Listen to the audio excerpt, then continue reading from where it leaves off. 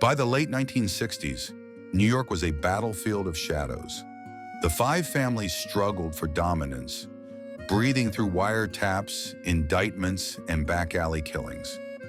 But amid this chaos, one man rose faster than anyone expected: Joseph Colombo. He wasn't meant to be boss. He wasn't even meant to be important. Colombo had been a low-level soldier, a quiet bookmaker with no taste for blood. But after a wave of indictments wiped out the leadership of the Profaci family, and a badly timed internal revolt killed half of those left, Colombo stepped into the vacuum. Smooth, charismatic, friendly, too friendly.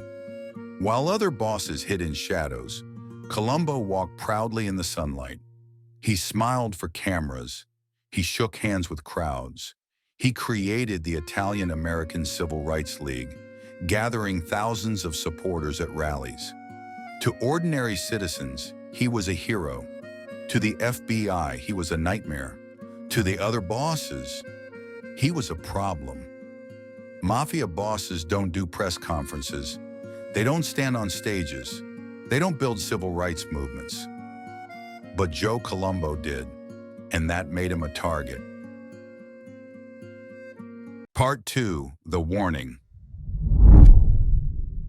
One man watched Colombo's new fame with cold, quiet disgust. Joseph Gallo, Crazy Joe, recently released from prison, a wild gunman with a brilliant mind and a tendency to smile during shootouts. Colombo had pushed the Gallo brothers aside years earlier. Joe never forgot, never forgave. When Colombo began appearing on television, Gallo told an associate, "Men like us aren't supposed to be famous. The more lights he stands in, the darker the shadows become for the rest of us." Others grumbled too. Carlo Gambino, for one, hated attention. So did the Genovese family. Camera lenses meant investigations. Investigations meant indictments. Indictments meant prison. Colombo had broken the rules of the underworld. There was only ever one consequence for that. Part 3, Unity Day. June 28, 1971. Columbus Circle, Manhattan. Banners hung between lampposts. Flags waved. Thousands gathered to support the Italian-American Civil Rights League. Photographers, journalists, children on their father's shoulders. On stage, a huge banner read, "We are proud Americans." Colombo was scheduled to give a speech at noon. His family arrived early. His wife, his sons in their sharp suits, bodyguards scanning the crowd. A man none of them noticed walked through the gates. He wore a camera around his neck, a press badge on his shirt, sunglasses hiding his eyes. His name, unknown. His mission, simple. He made his way through the crowd, blending into a sea of supporters. At 12:10 p.m., the final violin notes faded. The host tapped the microphone. "Ladies and gentlemen, the man who gave us a voice, Joseph Colombo." The crowd erupted. Colombo stepped onto the platform, waving, smiling, the sun catching the silver in his hair. A peaceful moment, a beautiful moment, a fatal moment. Part 4, The Gunman. The man with the camera stepped forward. He raised the lens. Colombo smiled for the photo. Click. The sound wasn't a camera. It was the safety. The man pulled the trigger. A single gunshot cracked across Columbus Circle. Colombo staggered, a red bloom blossoming on his forehead, and collapsed. Screams erupted. People ducked. Security swarmed. The shooter tried to fire again, but was immediately tackled. Then, before anyone could question him, a second gunman appeared from the crowd. 3 shots. The assassin was dead before he hit the ground. The hitman was silenced. Forever. Part 5, The Aftermath. Colombo survived, barely, but never again woke.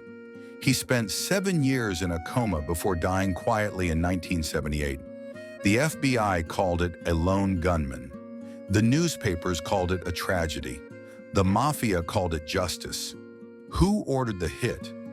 Theories swirled.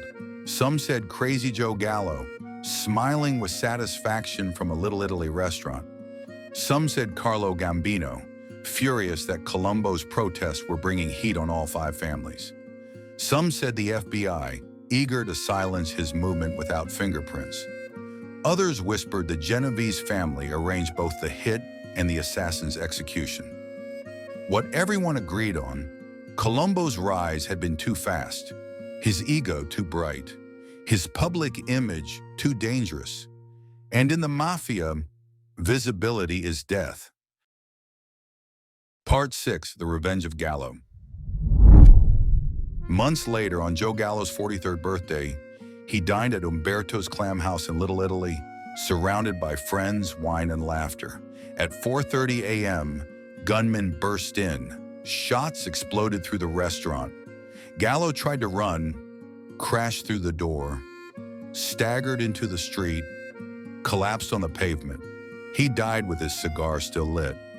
The message was clear: no one escapes the consequences. Part 7, The Legacy. The murder of Joe Colombo marked the end of the Mafia's public era. No boss ever again courted cameras. No family allowed its leader to become a celebrity. Colombo wanted justice. He wanted pride. He wanted the spotlight.